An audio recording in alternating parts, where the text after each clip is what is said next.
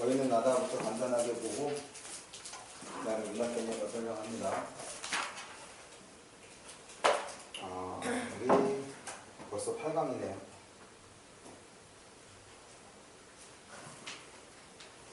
(121쪽)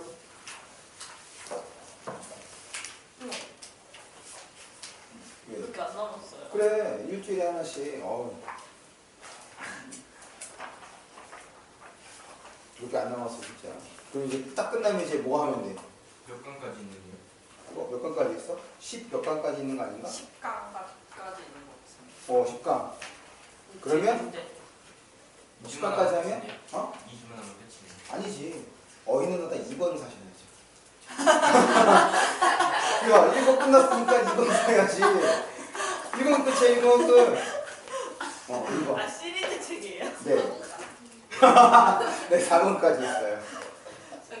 4번까지면 40개니까. 네. 1년이에요, 1년. 1년이면은 이제 내가 이 책을 설명하는 이유가 여기에 나오는 이 부분이 여러분들이 3년 동안 접하게 될 딱 개념들인 거니까 그걸 이제 딱 1년이 끝난다 이렇게 생각하면 얼마나 좋아. 네. 40주? 금방이지 뭐. 벌써 이제 8주 지나갔는데 아직도 32주 남은 거 아니야.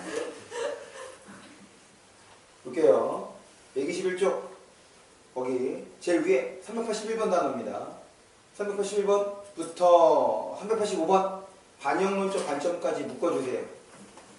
이거는 문학의 소통구조.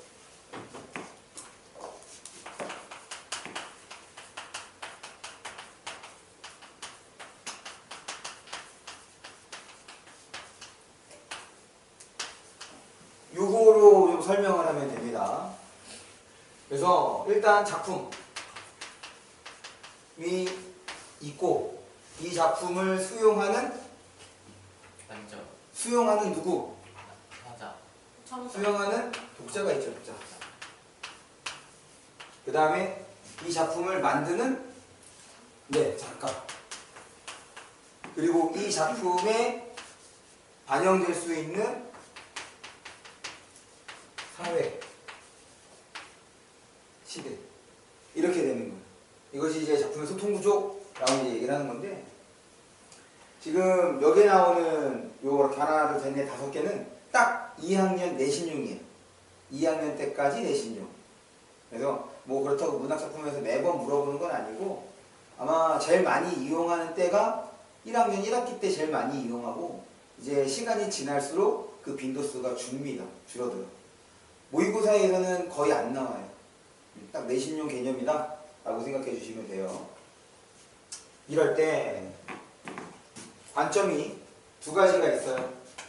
작품을 감상할 때 딱 작품만 보자. 작품 이거 주변에 있는 거잖아.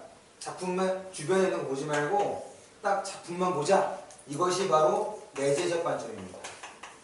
작품만 보자. 다른 말로는 절대론적 관점이라고 얘기를 해요. 절대론적 관점. 그렇다는 얘기는 이것만 보는 거니까 뭐 화자, 그 다음에 등장인물, 구성, 운율 이런 것들에 대해서만 선택지에서 언급이 되어 있어. 그러면 이제 내재적 관점으로 접근됐구나 이렇게 되는 거지. 그러면 이제 그 외가 이제 바로 뭐가 되겠어? 요 나머지가 이제 두 번째 외재적 관점이 되는 거죠.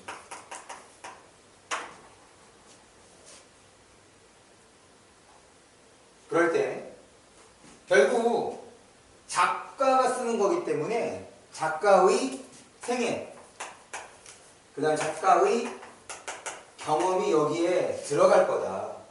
그래서 작가 중심으로, 작가가 결국에는 썼다. 작가가 썼다. 얘 작가 중심으로 보는 것을 이제 표현론적 관점이라고 얘기를 합니다.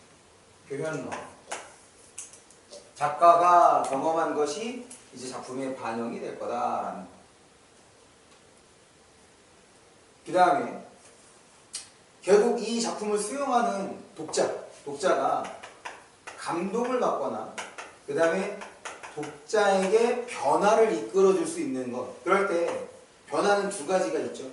하나는 의식의 변화와 하나는 행동의 변화로서 나타날 수가 있는 거죠. 의식의 변화는 쉽게 그냥 깨달음이라고 하면 됩니다.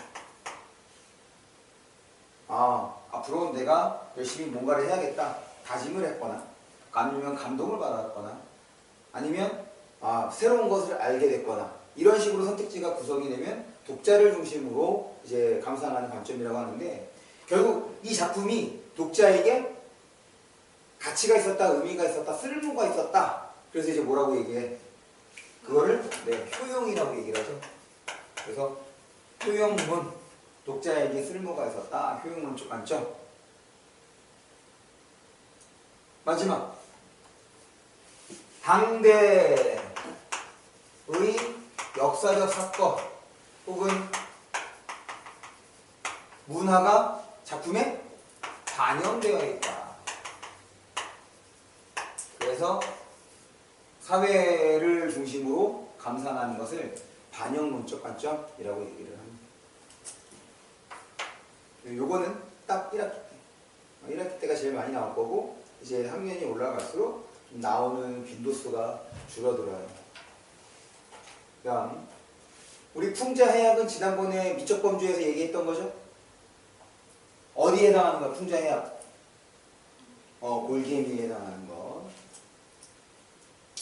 그 다음, 개연성과 필연성은 주로 소설에서 이제 많이 얘기하는 거예요. 개연성부터 읽어볼게. 절대적으로 확실하지 않으나 일어날 수 있고 있을 법한 현상, 성질. 그래서 그 옆에다 이렇게 써주세요. 일어날 수 있는 가능성, 가능성이라고 씁니다. 개연성은 가능성이야. 그럴 가능성이 높은 거죠. 반면에 필연성의 경우는 반드시에다가 동그라미 쳐요. 예외가 있다는 거야, 없다는 거야? 없다는 얘기인 거지. 그게 이제 필연성인 겁니다. 필연적인 거는 드물죠. 대부분이 다 개연적인 거야. 요거에 대비되는 표현으로서 이 개연성이라는 말이랑 필연성이라는 말은 주로 이제 그 사건 전개, 내용 전개가 소설에서 이제 현대 소설에서 일어나는 거고, 고전 소설에서는 개연성에 상대되는 개념으로서 뭘 쓰죠? 사건 전개가 우연적인 거잖아. 그래서 고전 소설은 우연적 전개, 그다음에 현대 소설은 개연적 전개. 사실 이 개연성을 높이기 위해서 현대 소설에서 주로 이용하는 방법이 뭐냐면 역순행적 구성이야. 왜 과거의 사건을 보여줘? 과거에 이런 일이 있었기 때문에 지금 이런 일이 벌어지는 거야. 이렇게 설명하는 거거든.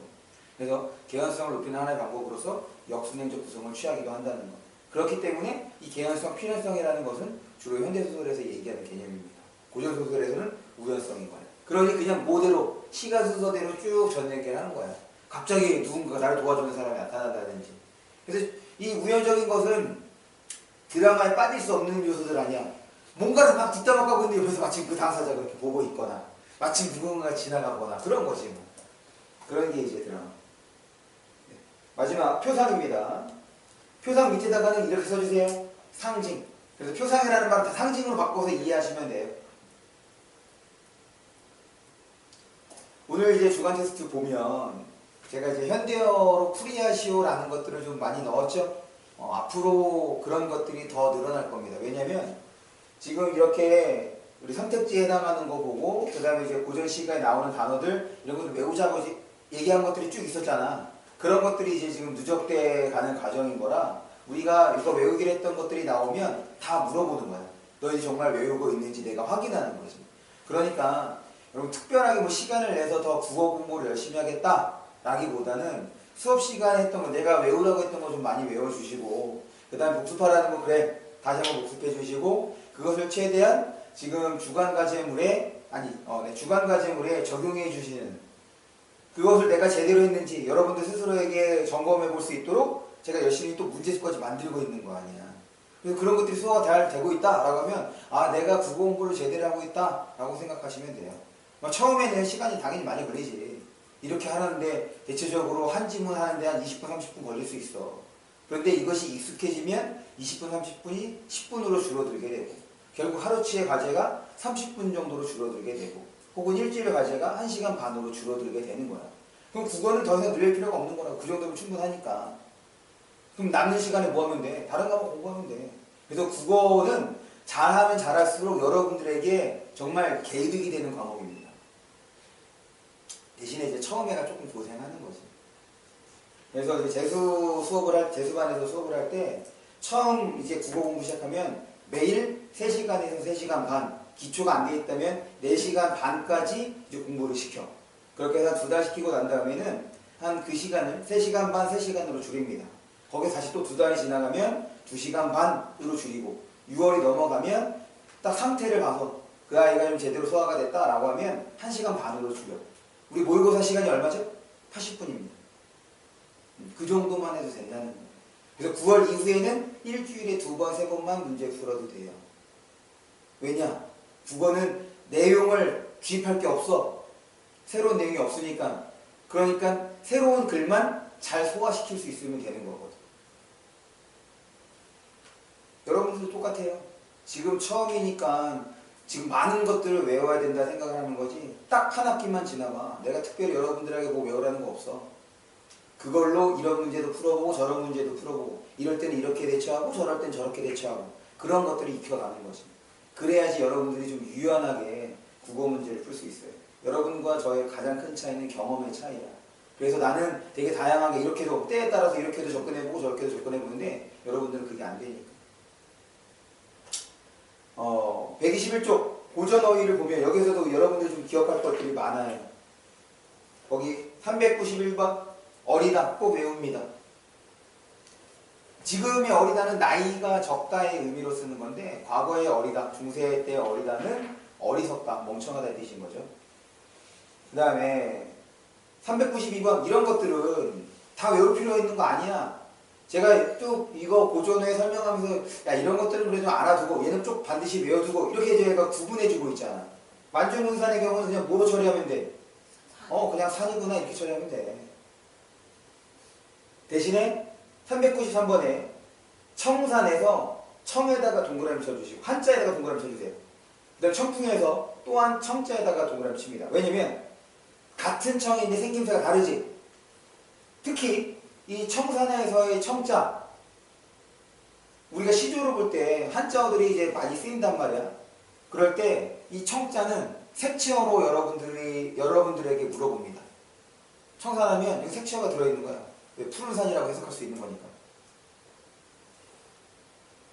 그래서 청자를 기억해 주시는데 청풍에서의 청자는 점 3개가 붙어있죠? 왼쪽에.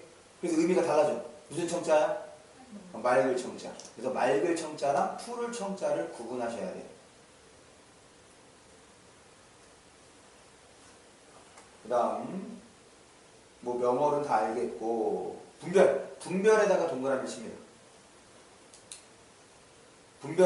고전에서 분별은 걱정이라고 해서 그래. 그래서 분별 없다는 걱정 없다. 분별만 기억하시면 돼요. 분별을 걱정으로 해석을 한다. 그 다음에 무정유정 읽어주시면 되겠고, 그리고 400번을 보시면 요거는 여러분들이 이제 고등학교 올라가서 음성상징어를 배울 때 음성상징어 최근에는 몇몇 교과서와 몇몇 문제집에서 한자어로 된 음성상징어도 음성상징어라고 얘기를 해. 그런데 이제 음성상징어의 정의를 보면 한자어는 해당되지 않아. 왜냐?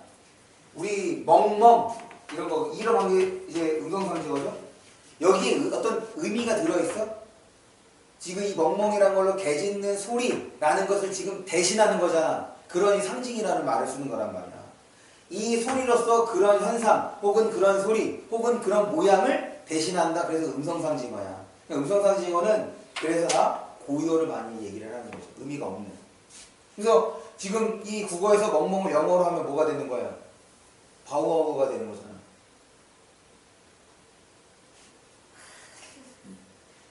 그래서 대학 나왔으니까. 아니 여러분 고등학교도 와서 못 가봤잖아. 맞지?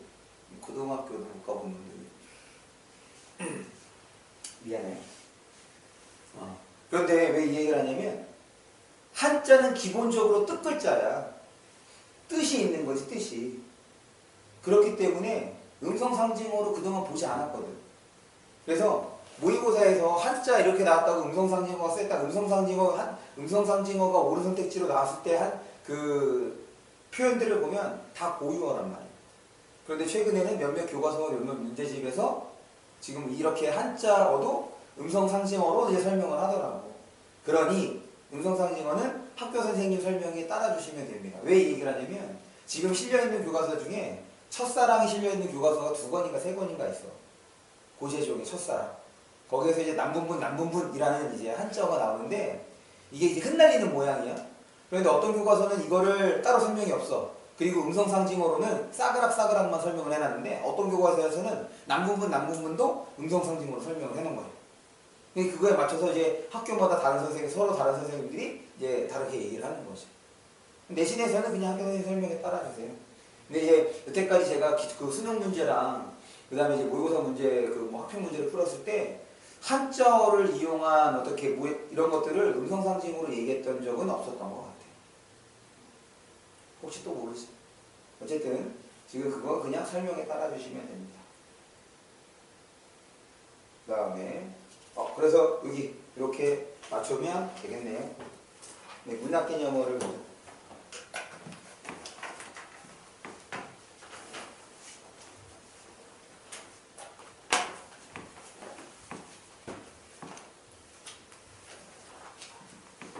가끔 보면 그 과거의 주입식 교육이 꼭 나쁜 것만은 아니었구나 라는 생각이 드는 게 내가 영어 공부는 고등학교 이때 그러니까 고등학교를 졸업하는 순간부터 하지 않았거든. 제일 먼저 고른 책이 영어책이야.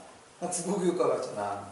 나에게 더 이상의 내 인생에 영어는 없다 이 생각이 딱 들지.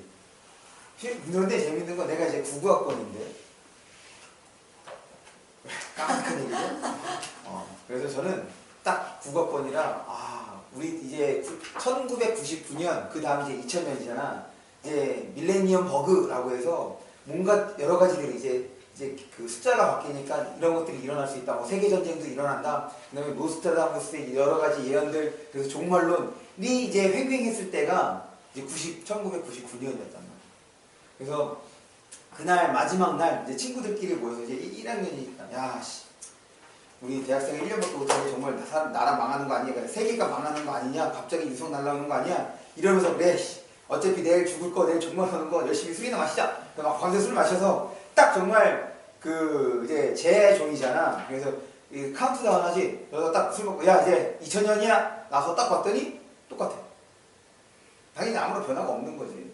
그러니까 이 종말론과 말세론은 정말 사람의 심리를 교묘하게 이용합니다. 내가 그런 거를 2번 나 때 2번 일이 일어났어. 어쩌냐면 내가 첫 번째는 초등학교 6학년 때야.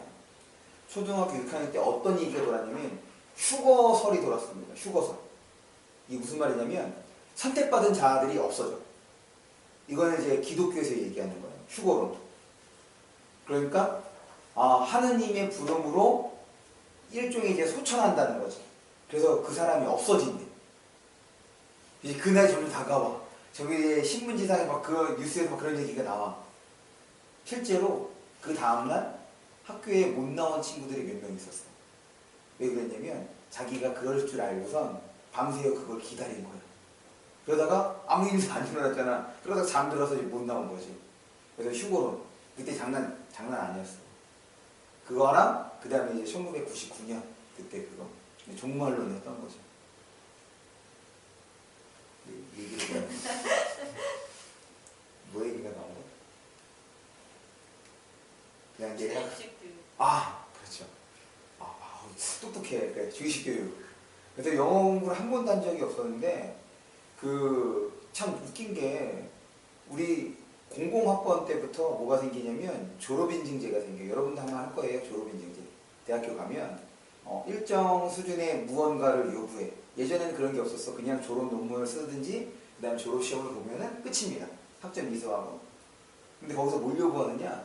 영어 성적을 요구하는 거야. 국어 교육할 때. 어떻게 데모해야지. 아니 우리는 국어 선생이 되려고 사범대에 왔는데 왜 우리에게 영어 성적을 요구하느냐? 그래서 공공학번은 유예를 해줍니다. 뭐 유예를 해주면 뭐야? 없어지지 않은 건데. 그래서 1년 태어난 게 다행이라 생각을 했죠. 왜 이 주입식 얘기했냐면 수업하다 보면 갑자기 영어 단어가 생각이 나. 아까 바보하고 이런 거 못하게 기억하고 있어. 이게 개 짖는 소리 멍멍이야. 왜 기억하고 있는 거야? 이게 주입식으로 얘기한 거지. 미안해. 영어 쓰도 말하겠다. 우리 몇 쪽이냐면 18번. 네, 48쪽 이제 소설로 들어갑니다. 그런데 우리 47쪽을 보시면 좀 여백이 있죠? 거기 47쪽 여백이 됐든 혹은 46쪽 여백이 됐든 거기에다가 좀 씁니다. 우리가 처음에 뭘 먼저 공부했냐면 시부터 공부했잖아. 근데 시 공부할 때 바로 우리가 문학 개념으로 들어왔어? 시를 어떻게 감상하는지부터 이제 시작했지. 여기 이제 소설로 들어온 거니까 소설을 어떻게 감상해야 되는지부터 먼저 얘기를 할 거예요. 그거의 시작은 당연히 용어에 대한 정의부터죠. 그래서 우리 서정 갈래 어떻게 됐어? 서정 갈래 서정이 무슨 뜻이었어? 윤진아, 서정이 무슨 뜻이야? 그래, 정서를 현우야 뭐? 정서를 뭐? 정서를 뭐? 정서해? 그렇죠. 정서를 표현의 뜻이 바로 서정의 뜻이었잖아. 그래서 시에서 핵심이 뭐였어? 정서, 화자의 정서. 그런데 이 정서는 그냥 생기지 않는다. 어떤 상황이 주어졌을 때 생긴다. 그래서 국어 수업만 하면 집에 가고 싶은 거. 그게 바로 고개 끄덕이지 말고. 그게 바로 이 정서인 거야. 그래서 일단 시의 정서를 파악하기 위해서 뭐부터 하는 거야? 시가 화자가 저 상황부터 파악했던 것처럼 지금 소설을 우리가 적절하게 파악하기 위해서는 먼저 서사라는 개념부터 확인하자라는 거죠. 그런데 지난번에 우리 어휘는 나다 하면서 한번 쭉 설명했잖아. 서정, 서사, 교술, 급 다 설명했던 것처럼 다시 한번 확인을 합니다.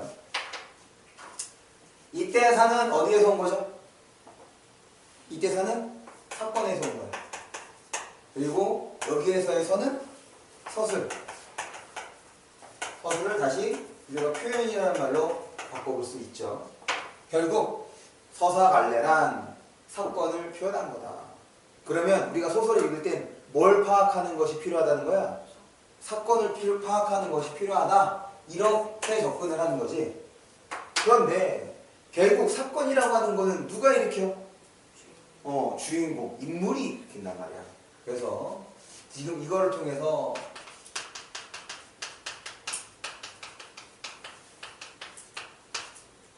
소설 감상법. 소설은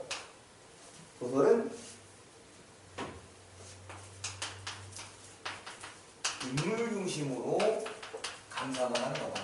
왜? 인물 중심으로 감상을 하면 자연스럽게 우리는 뭘 파악할 수 있다? 사건을 파악할 수 있기 때문에 소설은 일단 인물부터. 그러면 인물을 어떻게 확인하느냐? 처음에 인물 확인입니다.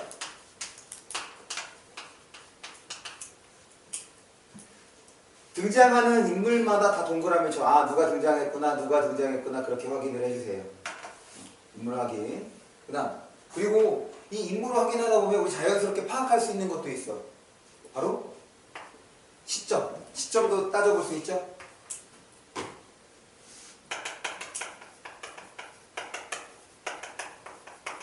시점을 따져볼 수 있는데 처음 접하는 작품이야. 처음 접하는 작품에서는 우리 시점에 여러분들 중학교 때 다 배웠으니까 4가지 시점이 있는 거잖아.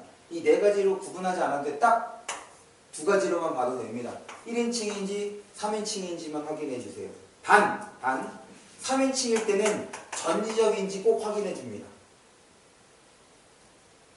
그래서 인물을 확인하게 되면 자연스럽게 우리 시점을 생각을 해야 돼. 나가 나왔으니까 1인칭이구나. 지금 나 없이 계속 그나 그녀 혹은 사람 이름으로만 끝났어. 그러면 3인칭. 3인칭이니까 전지적 시점이 나타나는지를 확인해 주죠. 이렇게 되는 거죠. 그 다음에 확인하는 것이 바로 뭐냐면 인물의 반응이에요. 요 반응이 핵심이죠. 근데 이 반응이라는 말 내가 또 어디에서도 많이 썼어? 시에서도 많이 썼잖아. 정서라는 말 대신에 결국에 인물이 어떤 반응을 보이는지잖아. 그것이 이제 정서나 태도로 나타나게 되는 거니까. 그러니까 문학은 결국에는 사람의 반응인 거야. 그걸 통해서 뭘 보여줘? 다양한 삶의 모습을 보여줍니다. 왜? 우리가 경험해 볼 수 없는 우리와 다른 삶의 사람들은 다른 삶을 사는 사람들을 보여주는 거지. 그래서 어떻게 살아야 하는가를 보여주는 게 바로 문학이야. 근데 여기서 이제 내용이 점점 깊어지거나 어려워지면 이제 뭐로 넘어가게 되느냐? 철학으로 넘어가는 겁니다. 문학이 되게 중요한 거야. 사실 국어 교육하면 문학 교육을 좀 적절하게 단순하게 글을 잘 읽고 잘 쓰는 것뿐 아니라 어떻게 사는 것이 인간답게 사는 거냐라는 거에 대해서. 그래서 내가 이런 얘기를 고등학교 때 들었으면 나는 정말 문학소년이 됐을 거야. 왜냐? 나는 감수성이 풍부한 사람이니까. 봐봐. 얼마나 다채로운 경험을 많이 했겠어. 그런데 이제 나 때도 여전히 주입식 교육에다 입시 전쟁이었으니 이런 얘기를 못해. 이런 얘기를 못해가 아니라 못하러 해. 일단 야 이거 중요한 거니까 이 작품 외워. 이 작품 시점 뭐야? 여기서 이건. 근데 결국 쭉 내가 국어교육과 가고 그 다음에 학원 생활 해보면서 쭉 해보니까 아 문학은 이런 거구나. 그러니까 문학이 이런 측면이다라는 것을 알고선 작품을 읽게 되면 좀 더 되게 막 깊이 있게 접근이 되더라고. 단순하게 이제 문제만 풀려고 접근하는 것이 아니라. 그러다 보면 가끔씩 이제 문제 풀다가 욱하욱하려고 할 때가 있어. 진짜야. 그 역대급 질문 너네 페이스북에서도 그거 나오지 않았어? 그 세상에서 가장 아름다운 이별 딱 시나리오. 너네 페이스북에 그런 거? 그냥 맛집 이런 거나 그냥 저장해두고 공유하고 그러는 거구나. 인천에서 맛집 뭐 서울 뭐 해서 페이스북 그렇게 이용하지 마. 페이스북에 그리고 들어오면 한 번씩 읽어봐. 가끔 그런 게 딱 유용할 때가 있어. 이제 학생들이랑 이제 친구 맺다 보면 누가 이제 좋아요를 클릭한 페이지가 이제 뜨잖아. 그럼 이제 뭐 인천에서의 맛집, 그리고 인하대에서의 맛집, 청라 맛집 이렇게 나와. 그럼 나름 소중한 정보야. 진짜라니까. 그럼 내가 굳이 안 찾아도 되잖아. 그래서 인물의 반응을 보는데 이 인물의 반응은 현우 페이스북 합니까? 저랑 꼭 친구 맺어주세요. 현우가 어떤 페이지에 좋아요를 누르는지가 궁금하네. 그래서 어떠한가 인물의 반응이라고 하면 긍정의 반응인지 부정의 반응인지로 처리해 주시면 돼요. 그럴 때 긍정의 반응은 별 문제 없어. 뭐가 중요해? 부정의 반응이 중요하지. 왜? 이럴 때 바로 뭐가 발생하는 거야? 갈등이 발생하는 거야. 부정의 반응일 때. 그리고 우리 갈등의 범위를 넓히기로 했죠. 무슨 말이냐면 지금 열심히 막 수업 듣고 있는데 갑자기 집에 가고 싶어. 그게 갈등이라니까. 지금 이 상황에 봐봐. 지금 언제 끝나? 라고 돌아보는 순간 넌 지금 내적 갈등하고 있는 거야. 그래서 왜냐면 이 갈등이 괜찮아. 갈등이 표출되면 어떻게 되는 거야? 시계를 돌아본다든지 집에 가면서 내욕을 한다든지 그렇게 되는 거지. 갈등이 표출이 되면 바로 뭐가 돼? 이게 사건하고 연결이 되는 거죠. 그렇게.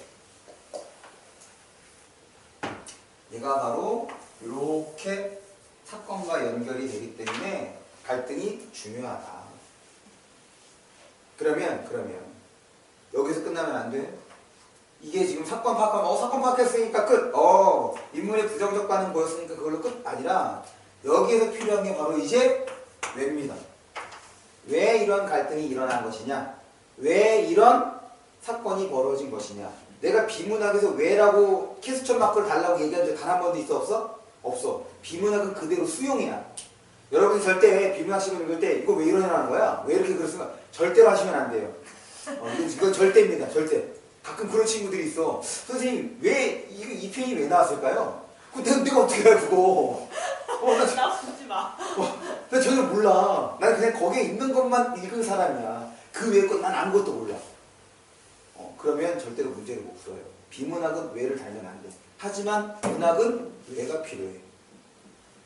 무슨 말이냐면 자꾸 현우가 돌아보고 집에 가고 싶고 딴짓을 해. 왜 그런 거겠어? 내가 싫은 거야. 내가 싫은 거야. 인간이고.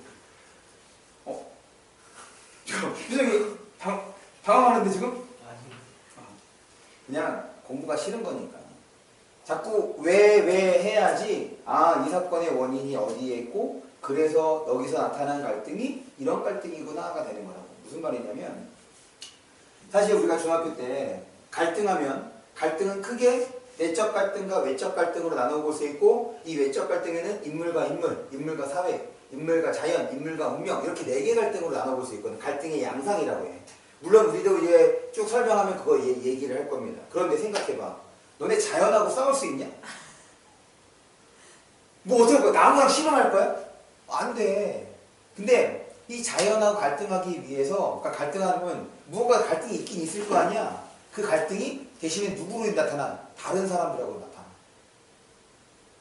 문명도 마찬가지야. 문명 존재해? 알 수가 없어. 그런데 문명하고 갈등하는데 뭔 개소리야. 있지도 않는데. 그런데 그럼 그 갈등은 결국 표출화되는 건 뭐냐면 인물 사이의 갈등으로 표출이 되는 거거든. 인물과 갈등이, 그럼 왜 인물이 갈등할까? 아, 이렇게 타고났다고 생각하기 때문에 갈등하는 거구나. 이것을 지금 운명으로 처리를 하는 거구나. 치부하는 거구나. 아, 운명과의 갈등. 생각해봐. 그럼 운명이 있다고 치자. 그럼 운명 이길 수 있냐 없냐? 못 이겨.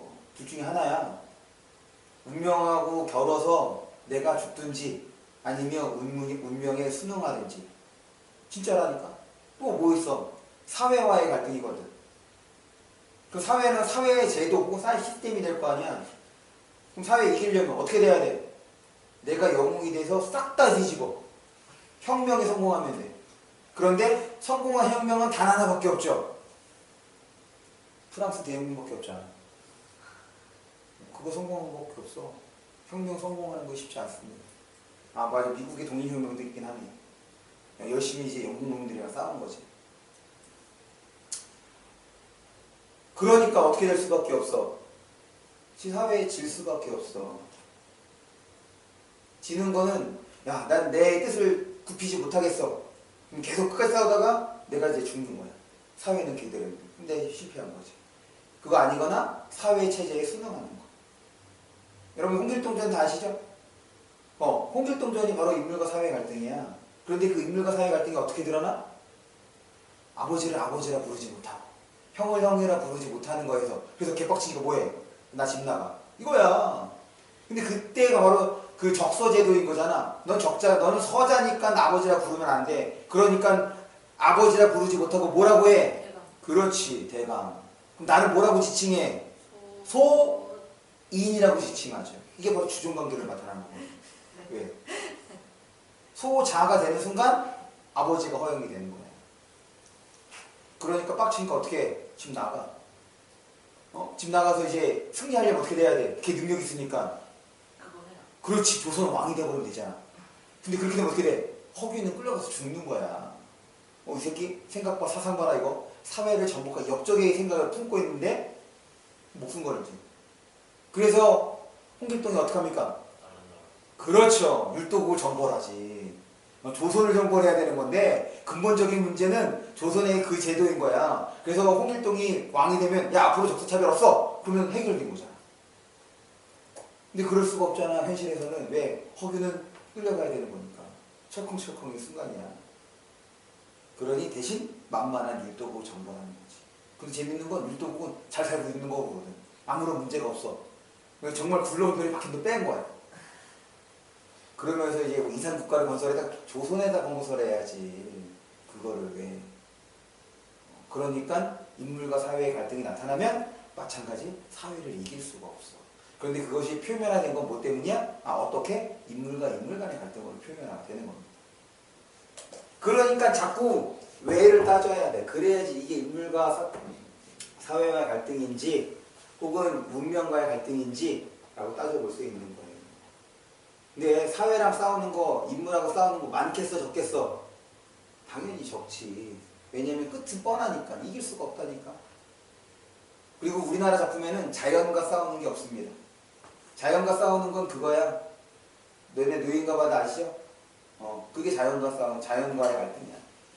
근데 저기 이겨져. 지지. 그 물고기 잡는데 잡아보니까 더 어떻게 돼? 큰 가시밖에 남은 게 없잖아. 노인가봐도 안 읽어보셨죠? 네, 저도 안 읽어봤어요. 네. 괜찮아요. 나는, 야, 우리나라 문학이, 그거 읽는 것도 지금 힘들어 죽겠는데, 어떻게 해외 문학까지. 농담이고, 나중에 대학 가시면 읽어보세요. 정말 재미없습니다. 그렇게. 그래서 여기에서 중요한 건, 그 부정 반응이 나타난다? 그럼 왜에 대해서 따져볼 것. 그래야지 왜 이 작가가 이 사건을 글로 표현한 것인지를 파악할 수가 있는 거예요. 그거를 통해서 주제의식을 드러내는 거거든. 그리고 이 평가원에서 문제를 낼 때도 그런 거에 초점을 둡니다. 무슨 말이냐면 이 평가원이 그냥 소설 지면 아무거나 따오는 거 아니야. 나름의 여기다가 의미를 부여하거든. 나중에 그래서 저랑 이제 2학년 여름방학 때 이제 3학년 기출문제를 분석하면 이제 그런저런 얘기들을 많이 할 거예요. 그래서 이 장면에서는 뭐가 중요하고 그래서 뭐에 대해서 한번 생각해 볼 수 있게 이 문제를 낸 거다라고. 평가원이 정말 대단한 집단이지. 어쨌든 왜가 중요하지. 그 다음에 세 번째로는 인물의 성격도 확인하는 것이 좋습니다. 캐릭터. 왜 그러냐면 예를 들어서 지금 유경이랑 나랑 같은 나이야. 그리고 서로 몰라. 근데 지나가다가 이 큰 길을 지나가다가 서로 딱 눈이 맞췄어. 그리고 이렇게 걸어오는데 그럼 비켜줄 수 있는 거잖아. 안 비켜. 딱 어깨를 부딪힙니다. 그래서 어깨빵이 일어나는 거지. 이 둘 다 호전적이야. 다투는 걸 좋아해. 그럼 어떻게 되는 거야? 이제 멱살에 싸우는 거야. 너 이 새끼 왜 안 비켰어? 너가 비켰어야지. 너 나 본 적 있어? 없어. 넌 나 본 적 있어? 이렇게 싸우기 시작하는 거지. 그런데 내가 소심해. 딱 눈이 맞췄어. 왜 이렇게 나도 쳐다봐. 쟤 나 본 적 있나? 아, 나 본 적 없는데. 점점 가까워져. 어떻게 돼? 자연스럽게 고개를 숙이고 옆으로 지나가게 되는 거죠. 그럼 갈등이 나와 안 나와? 사건이 벌어져 안 벌어져? 안 벌어져. 왜 안 벌어진 거야? 내 소심한 성격 때문에 안 벌어진 거야. 무슨 말이냐면 이 인물의 성격은 사건에 영향을 끼칠 수밖에 없어. 그래서 인물의 성격을 파악하는 것이 좋은데 사실 사람의 성격이라는 것이 엄청나게 다양하잖아. 그런데 문제로 나오는 건 뻔합니다. 그래서 얘도 단순하게 긍정과 부정으로 판단할 수 있는 만큼, 파악할 수 있는 만큼만 처리해 주시면 돼요. 그러면 긍정에 뭐가 있겠어? 그래, 착한 거. 나처럼 착한 거. 물론 유경이처럼 착한 거죠. 안 착해? 네. 그런 거 같아. 나한테 착하다고? 이거 입꼬리가 올라가는데, 이거? 그 다음에 또 뭐가 있을까? 착한 거에. 착한 거에 뭐가 있고, 이타적인 거. 다른 사람을 위한 행동. 긍정적인 성격인 거죠. 그 다음에 물질적인 가치를 추구하는 것이 아니라 정신적 가치를 추구합니다. 정신적 가치. 그리고 주체적인 성격을 지니고 있어. 자기주도적이야. 남에게 끌려다니지 않아. 그리고 어떤 문제에 처하면 그 문제를 해결하려고 해. 이런 게 이제 대체적으로 긍정적 성격이 됩니다. 그럼 부정적 성격은 말 그대로 반대죠? 착하지 않아. 그러면 나쁜 거죠. 악한 거. 악한. 그 이타의 반대말은 뭐야? 이기적인 겁니다. 남을 위한 거, 자기만을 생각하는 거. 이기적인 거. 그 다음에 정신적 가치를 추구하지 않는데요. 그건 물질적 가치를 추구합니다. 그 물질적 가치는 대표적인 것이 뭐 돈, 권력 이런 것들이 되겠죠. 그럼 주체적이지 않되 수동적이거나 혹은 소극적이거나 그 다음에 무언가를 해결할 의지가 없고 뭐해? 회피하거나 이런 것들을 보여주면 이거는 확인할 필요가 있습니다. 여러분들 파악을 해주셔야 돼요. 이 정도 선에서는. 근데 뭐 매번 인물의 성격이 나오는 건 아니야. 하지만 매번 나오는 거는 인물의 반응은 매번 나오죠. 그래서 오늘 그 주간 테스트에 넣은 것도 물어봤잖아. 내가 물어봤잖아. 그 주간 테스트 있지 않았어?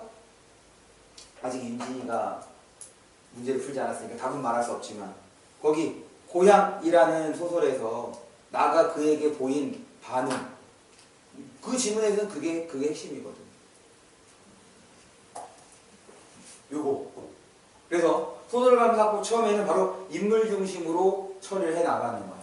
그런데 이 소설이 다른 지문에 비해서 절대적으로 길이가 길죠. 그러니까 적절하게 끊어야 되는데 비문학의 경우는 그래 문단별로 끊어서 접근하면 돼. 그런데 지금 소설의 경우는 문단을 끊는 게 의미가 있어? 의미가 없어. 그래서 두 번째입니다.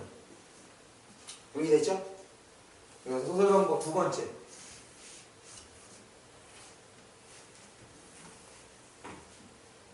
두 번째 왜? 뭐? 아니 여기서 그 머리 이상하게 생긴 사람. 두 번째. 너 이렇게 생각하면 누군지 내가 몰라. 두 번째 필요한 것이 바로 장면 부분입니다. 요거는 긴 지문 끊어서 처리. 긴 지문은 이어지는 거예요. 네? 아바코랑 이어지는. 네. 아까 그래서 동그라미 1이잖아. 소설 강사법 동그라미 1, 인물 중심으로 내용을 파악해 가는데 왜? 조금 뭐예요? 어? 그래 동그라미 2. 질. 장면 부분. 정말. 그래서 뭐 어떻게 보이는 거야?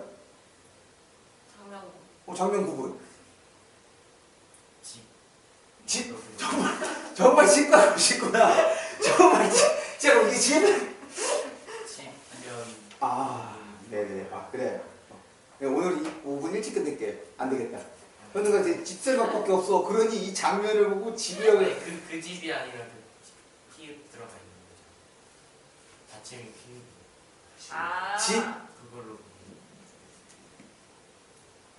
그냥 보기 싫은 거 같아. 왜 그런 걸까? 왜? 아, 내가 싫은 거야. 그 이유를 자꾸 생각해내요. 왜 그런 걸까? 아, 내 글씨를 왜 그렇게 못 볼까? 내가 첫 수업에 뭐 얘기했죠? 우리 친해지면 잘. 그렇지. 내 글씨 다 읽을 수 있다. 근데 의도적으로 잘못 읽네? 그래서 장면을 구분하는데 장면을 구분하는 기준점이 세 가지가 있어요. 하나, 둘, 셋. 그래서 사실 이 장면은 그냥 배경이라고 생각하시면 돼요. 시간 변화. 그 다음에 공간, 장소 변화를 기준으로 끊어줍니다. 그래서 이거 끊었다고 해서 사건이 끊어지는 게 아니잖아. 아, 여기서 지금 무슨 일이 벌어졌구나? 또 공간이 바뀌었네? 아, 사건이 계속 이어지네. 혹은 다른 사건이네, 다른 갈등이네. 이렇게 처리해 주시면 돼요. 시간 변화나 공간 변화로 끊고 이제 끊고 지금까지 장면 처리하고 다음 장면 넘어가고 끊고 처리하고. 세 번째가 중략입니다. 중략은 강제 전환이야. 그리고 이 중략을 여러분들이 잘 활용할 수 있어야 돼. 그리고 이런 이 두 가지, 이런 변화, 이런 그 장면의 변화를 통해서 모두 할 수 있냐면 우리가 구성 방식도 알 수 있습니다. 인물을 통해서는 시점을 파악한 것처럼 이런 장면을 여러분들이 구분할 수 있고 장면을 나눌 수 있으면 이 작품의 구성 방식, 그 주어진 부분에서의 구성 방식도 처리할 수 있는데 사실 구성 방식에는 정말 여러 가지가 있거든. 그런데 얘는 이제 지면에 한계가 있잖아. 그러니까 나올 수 있는 게 좀 어느 정도 정해져 있어요. 그래서 많이 나오는 것들로 처리를 정리를 하자면 당연히 순행적인 거, 그 다음에 두 번째는 역순행적, 세 번째는 교차적 구성. 교차적. 그리고 또 우리 현우가 잘 못 볼 수 있으니 제대로 써야죠.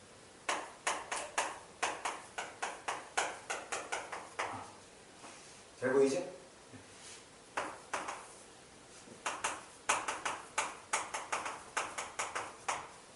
이런 것들을 중심으로 이제 구성, 거기 문제가 나오게 돼요. 이런 것들이 이제 주로 많이 나타납니다. 우리가 이거 말고 또 알고 있는 것이 액자식 구성이 있지. 근데 액자식 구성은 내기가 조금 쉽지가 않아. 왜냐면 우리가 알고 있는 것처럼 액자는 이렇게 생겼잖아. 액자야. 그래서 중요한 게 이 액자 속에 들어있는 그림이나 사진이 중요한 거지. 그러면 이것이 액자식 구성인지 확인할 때는 이 부분하고 이 부분이 필요해. 겉의 이야기에서 안으로 들어가는 이 순간, 안의 이야기에서 겉의 얘기가 나오는 순간, 그러면 앞뒤 딱 넣어놓고 그 다음에 가운데 부분을 중략해야 되는데 이건 무슨 수로 문제를 내? 그러니까 이런 식의 액자식 구성 같은 경우는 좀 드물게 나와. 그리고 그런 경우에는 보기로 설명을 해줘야 됩니다. 그러니까 최소한 이런 것들에 대해서는 여러분들이 파악할 수 있어야 된다는 얘기입니다. 그리고 구성 방식, 아까 시점 묶어서 이제 뭐가 되는 거냐면 첫 번째 문제가 되는 거예요. 서술 방식에 대한 문제. 시 첫 번째 문제는 표현 방식과 관련돼서 이제 되는 거고, 소설의 첫 번째 문제는 시점하고 구성을 이용해서 서술 방식에 대해서 묻게 되는 겁니다. 중략을 마저 설명을 할게요. 왜 중략이 중요하냐면 그냥 강제적으로 끊어낸 거야. 그래서 중략을 보면 여러분들이 해야 되는 거 첫 번째,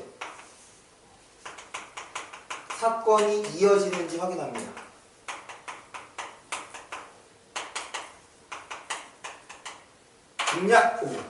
중략 앞뒤로 사건이 이어지는지를 판단하셔야 돼요. 사건이 이어지면 어떻게 해야 돼? 그냥 그대로 읽어야 돼. 그럼 뭐 별개의 사건이야? 그러면 어떻게 해? 문제 풀어야죠. 왜냐면 지금 우리가 읽은 내용은 한번 문제에서 털어내면 그것이 재사용돼 안 사용돼? 재사용되지 않으니까 그걸로 한번 털어내 주는 거야. 그러면 밑에 것만 이해하고 이제 나머지 문제를 풀면 되는 거죠. 그래서 중략, 사건이 이어지는지 확인을 해주시고, 두 번째, 이어지지 않으면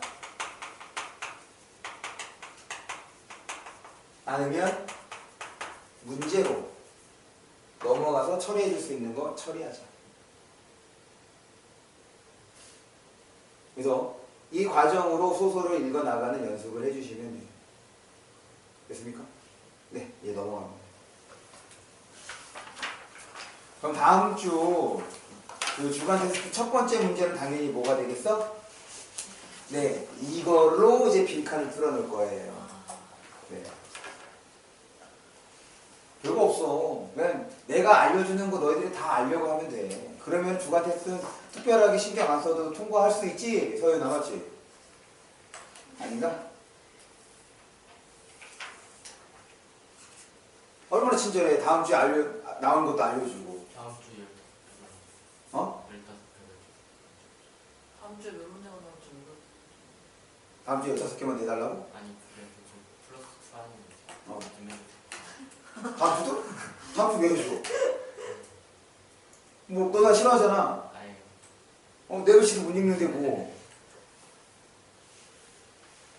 그래서 넘겨서 봅니다.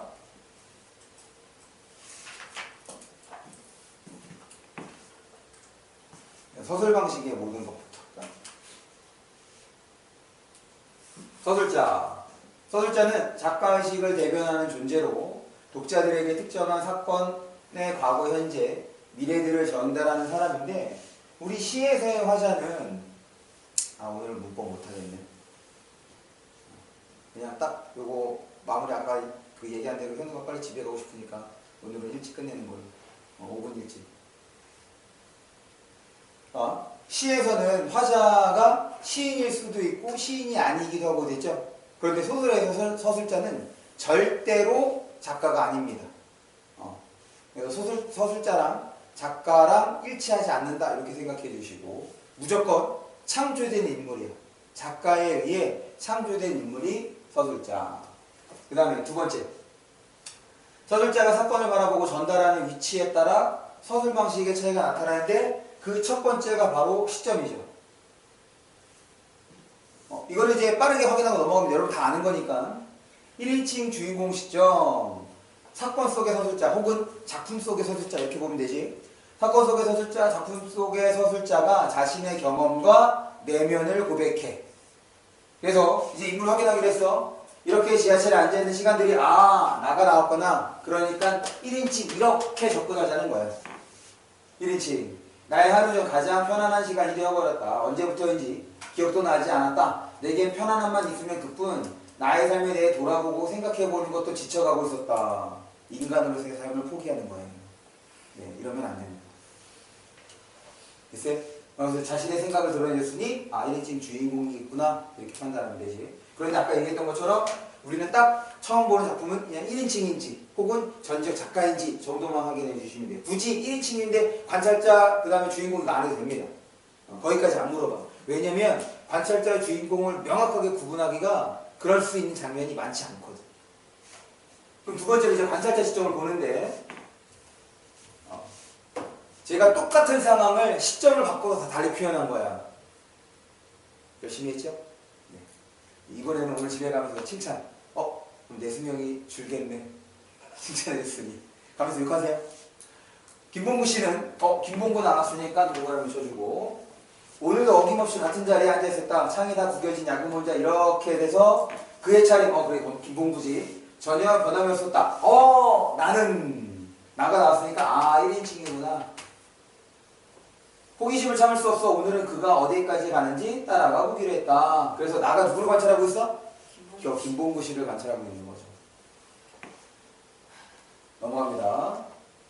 그 다음에 관찰자 시점. 사건 밖의 서술자가 다른 인물의 대화나 행동을 관찰한다. 그럼 대화나 행동을 관찰한다는 얘기는 내면 서술이 있다 없다? 그렇죠. 얘는 내면 서술이 없습니다. 그래서 관찰자 시점만 나타나는 것은 거의 없어. 대부분이 전지적 시점을 씁니다. 왜냐면 이따가 이제 그 끝까지 다 설명하고는 다시 한번 얘기를 할 텐데 이게 시점별로 특성이 있어. 일단 1인칭 주인공 시점은 주인공의 내면을 드러낸다는 점에서 이제 장점이죠. 근데 이제 단점은 이게 이 주인공이 좀 편파적이지 않아야 되고 좀 똑똑한 인물이어야지 얘 중심으로 벌어지는 사건에 대해서 제대로 좀 전달할 수 있을 거 아니야. 그런 한계를 지닐 수 있는 거지. 그래서 이제 어떤 얘기가 나오냐면 신빙성 있는 믿을만한 서술자인가 믿지 못할 서술자인가. 여러분들 혹시 사랑손님과 어머니 알아볼라? 오키 나오는 거. 그때 바로 뭘 얘기해? 신빙성 없는 서술자, 신뢰할 수 없는 서술자 이렇게 얘기하지. 들어본 적 없어? 그러니까 걔네 6살의 시각으로 봐. 그래서 엄마 얼굴이 빨고 아저씨 얼굴이 빨간 이유가 서로 화났나? 이렇게 생각한다고. 뭐 하는 건데? 서로 썸 타는 건데. 이거 6살짜리가 썸 타는 거 모르는 거야. 그러니까 정말 눈치도 없이 막 서로 부수다. 그러니까 갑자기 아저씨 얼굴도 빨개지고 당황하고 엄마도 갑자기 풍구를 막 치고 엄마가 화났다고 생각을 하는 거지. 그 다음에 이제 관찰자 시점. 그래서 그 사건의 이제 주인공을 그렇게 전달해 주는 거지. 그 다음에 이제 3인칭 전지적 시점의 한계는 이따가 이제 얘기를 하겠지만 얘는 말 그대로 전지전능한 인물이야. 그러니 모든 인면의 내면을 다 어떻게 할 수 있어? 속속들이 전달해 줄 수 있어. 어떤 게 문제가 되느냐? 소설적 재미가 줄어듭니다. 왜? 서술자가 다 얘기해줘. 문학은 기본적으로 뭘 요구하느냐? 독자들의 상상력을 요구한다고. 그런데 전지적 작가 시점은 상상력을 제한하죠. 반대로 관찰자 시점은 상상력을 자극해. 그런데 한계는 뭐냐면 그러다가 독자가 잘못 이해할 수도 있겠지. 인물의 성격을 잘못 파악할 수도 있고 사건의 성격을 잘못 파악할 수 있단 말이야. 그런 이제 한계가 있는 거죠. 그래서 봅니다. 김봉구 씨는 오늘도 이렇게 되어 있대. 며칠간 변함이 없었다. 그런 김봉구 씨가 누군가가 한참이나 쳐다보고 있었다. 그래서 얘는 3인칭은 나가 나오지 않았으니까 3인칭이구나. 그런 3인칭인데 지금 내면 서술이 있어 없어? 없으니까 얘는 관찰자 이렇게. 그러면 이제 전제 시점이야. 내가 설명하기 전에 여러분들 읽어보고 거기에 내면 서술이 어디에 있는지 밑줄 쳐보세요. 지금 여기에서 내면 서술이 어디에 있는지.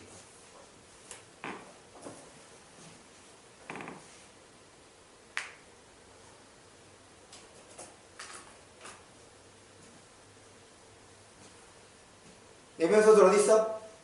마지막에 있죠? 네. 여기 따라가 보겠다고 마음을 굳게 다졌다. 그의 생각을 드러내줬어. 이것 때문에 얘는 3인칭 전지적 시점이 된다라고 이제 판단할 수 있는 거죠. 다시 시점은 1인칭과 그 다음에 3인칭 전지적 정도만 여러분들이 확인을 해주시면 돼요. 그 다음에 이제 서술상의 한계에 대해서 소설적 재미는 관찰자 시점보다는 그 다음에 그 전지적 시점, 그 다음에 뭐 주인공 시점에 훨씬 더 내용을 전달 파악할 수 있게 해주고, 그리고 이제 주관적 서술이 일어난다. 가끔 객관적 서술이다, 주관적 서술 이렇게 나올 거야. 객관적 서술은 다 관찰자입니다. 관찰자여야 객관적 서술이라고 할 수 있는 거야. 그리고 또 나가 나오면 객관적 서술이 안 돼. 나가 나오면 객관적 서술이 안 됩니다. 그럼 객관적 서술은 어디에서만 가능해? 관찰자 시점, 3인칭 관찰자 시점에서만 가능한 거죠. 그런데 이게 소설에서 일부를 따오는 거잖아. 무슨 말이냐면 내가 예를 들어서 A라는 작품을 배웠어. 그런데 이 A라는 작품은 3인칭 전지적이었어. 학교 시험에 나와서 이거는 내가 이제 반드시 꼭 알고 있었던 내용이야. 근데 이것이 모의고사에 나왔네? 그런데 모의고사는 이 작품 전체를 갖고 온 것이 아니라 일부를 갖고 왔지. 근데 그 일부에 내면을 서술하는 부분이 없는 거야. 그럼 걔는 그 장면, 그 부분에서만큼 뭐가 이루어지고 있어? 객관적 서술이 이루어진 거지. 무슨 말인지 알겠어? 그래서 국어에서 요구하는 건 딱 읽은 거 안에서 처리하는 것이 필요해. 넘어갑니다.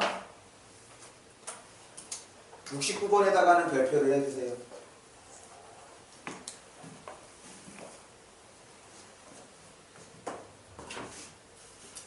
1학년 때 가장 주의해야 할 시점이야. 1학년 때 가장 주의해야 할 시점 봅니다. 3인칭 서술자는 때로 특정 인물의 관점을 취한대. 이거는 어디서만 나타나는 거냐면 3인칭 전지적일 때만 나타나는 겁니다. 얘는 3인칭 전지적일 때만 나타나는 현상이야. 아까 전에 뭐라고 얘기했냐면 이 전적 시점은 모든 인물의 내면을 서술자가 드러내줄 수 있기 때문에 소설적 재미가 반감이 된다. 그래서 이 서술 시점을, 서술 시각을 인위적으로 좁힙니다. 이렇게 볼게요. 지금 요 네모 안이 작품이야. 여기에 이제 다양한 인물들이 등장하고 있어. 그래서 서술자가 작품 밖에서 이런 사람들의 행동과 그 다음에 말 그리고 내면까지 서술해주고 있었던 거지. 그런데 특정 인물의 관점을 취한다는 얘기는 얘가 이 바깥에 있는 사람이 이렇게 최대한 인물에 가까워집니다. 그래서 마치 얘가 이제 서술하는데 얘의 시각에서 얘의 관점에서 이렇게 보게 되는 거예요. 그러니까 만약에 얘를 A, B, C라고 하면 당연히 A의 내면은 나오겠죠. 반면에 B와 C의 내면 나올 수 있어? 없어. A의 판단으로 B와 C에 대해서 나오게 되는 거지. 그러면 독자는 B와 C를 어떻게 할 수밖에 없어? 상상할 수밖에 없는 거죠. 얘가 어떤지 추측할 수밖에 없는 거야. 추리할 수밖에 없는 거죠. 그래서 3인칭 전지적 작가 시점의 소설적 재미를 위해서 일부러 한 인물의 시각으로 이제 고정해서 이제 서술을 하는 거예요. 그래서 이제 왜 내가 주의하라고 얘기하냐면 얘는 여기 안 나오는 거지. 그래서 그 중심 인물 있죠? 그 특정 인물을 나라고 바꾸면 이제 어떻게 되겠어? 나라고 바꾸면 1인칭 주인공이 되는 거예요. 그러니 그 부분만 보면 마치 이게 1인칭 주인공인 줄 착각하게 되는 거지. 한 인물의 시각에서만 서술하다고 합니다. 그래서 얘를 어떻게 표현을 하냐면 서술 초점을 특정 인물에 맞추어 이렇게 한다든지 아니면 특정 인물의 시각에서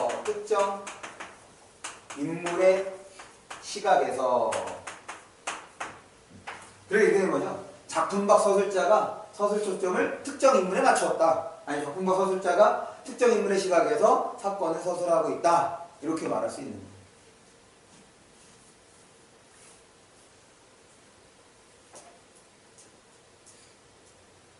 그러니까 이게 또 왜 주의해야 되는 거냐면 이 서술자가 얘 시각에서 얘기해 주었다가 또 어떻게 원래의 전지적 시점에서 얘기해 주게 돼. 무슨 말이냐면 지금 얘 시각을 아니라 얘네들 중심으로 얘기하다가 이게 쭉 바깥으로 나왔어. 그러면 전체를 조망할 수 있지. 그럼 전체에 대한 얘기를 하는 거야. 그러면 이때 말하는 방식이랑 이때 말하는 방식이 당연히 다를 수밖에 없죠. 그래서 문제를 좀 어렵게 내면 요 두 가지 어떻게 지금 서술하고 있느냐 이거를 묻기도 하죠. 넘어갑니다. 거기서 이제 예문을 좀 볼게요.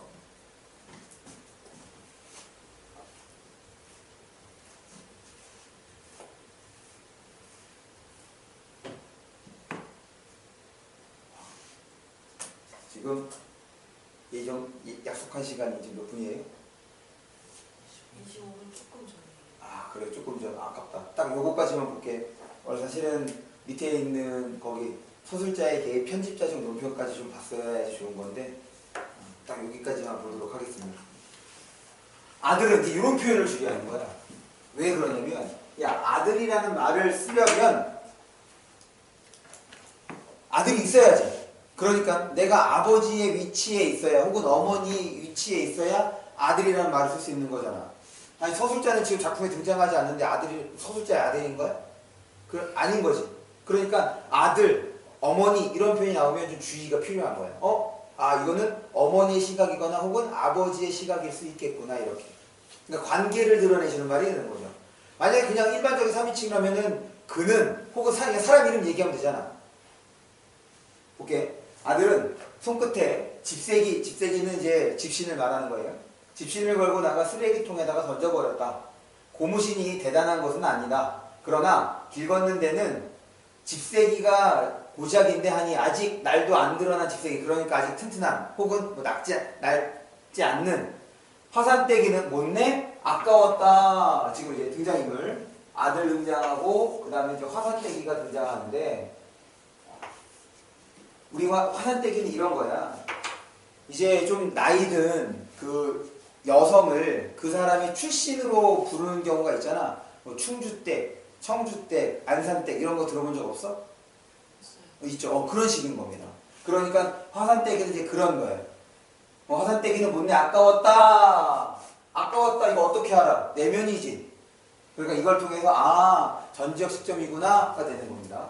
계속 다다미빵도 어색했지만 눈이 부시도록 번들거리는 의롱이 두 개나 놓였고 그 옆에는 앉기만한 경대, 화산대입니다. 경대도 놓였다. 벽에는 풀기 없는 무색 옷들이 쭈루루 걸렸다. 모든 것이 낯선 것들이었다. 이거 누구의 관점이야? 그렇지, 화산대의 관점인 거야. 그런데 화산대는 모든 것을 낯설어 했다. 이렇게 표현하지 않았다고. 마치 뭐처럼 자기인 것 마냥 표현하고 있는 거지. 이게 바로 특정 인물의 시각에서 서술하고 있는. 모든 것이 손도 못 댈 것 같고 주저스럽고 조심스럽기만 했다. 우선 어디가 구들목이며 어디 어떻게 앉아야 할지 마치 종이 상전방에 굴려온 것처럼 앉을 자리부터가 만만치 못했다. 여기 그러면 지금 화산댁은 이 상황에 대해서 어떤 반응을 보이고 있는 거야? 그렇지, 부정적 반응을 보이고 있는 거죠. 그런데 지금 아들이 있다 여기 있어. 그리고 지금 어디 온 거야? 아들네 온 거야. 아들네 왔는데 지금 어때? 부정적인 거지. 그럼 왜 아들네 집에 왔는데 부정적일까? 그러면 이 아들과 엄마의 관계가 그렇지, 그럴 수 있는 거네. 혹은 되게 오랫동안 보지 않은 거일 수도 있는 거고. 그러니까 이런 부정 반응이 나오면 왜 그런 부정 반응이 나올지 자꾸 생각을 해야 돼. 소설은 왜입니다. 물론 시에서도 왜를 하긴 해야 되는데 이미 시는 전문을 실어주는 거니까 그거 다 찾아낼 수 있어요. 소설에서는 왜가 중요하다는 거. 그래서 지금 반응 중심으로 확인을 해봤죠. 아들이 나왔지만 아들에 대면 아무것도 서술이 안 되어 있어요. 그래서 여기서는 화산떼기의 중심으로 설명이 되어 있습니다. 자꾸 현우가 눈치쳐. 네, 약속은 지켜야죠. 그 다음 것은 다음 시간에 설명을 할게요. 그 다음 사례는 네. 과제를 드려야죠.